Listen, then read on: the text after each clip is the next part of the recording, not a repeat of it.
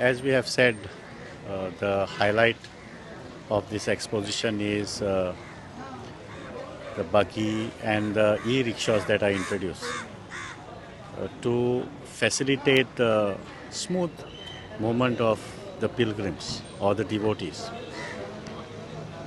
For which we have given passes, distributed passes to the parishes in Goa. And to those who are coming from the other states, we have made provisions for them to collect their passes as and when they arrive at the counter that is established at the gate, one of the gate that is there near the secretariat. There is a counter.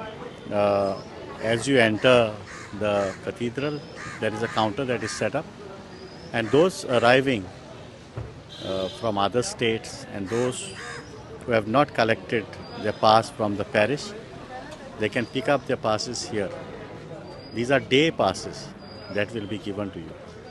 And in this manner, we are trying to facilitate the movement of the sick people for the veneration queue. How many buggies and e-rickshaws are Totally, we have around 15 buggies, and we have around 15 e-rickshaws that are pressed into service.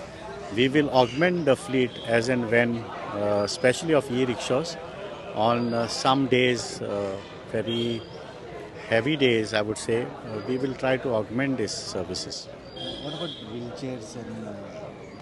Yeah, wheelchairs are kept at strategic locations. They are to be availed. Our volunteers are also helping the people with these wheelchairs.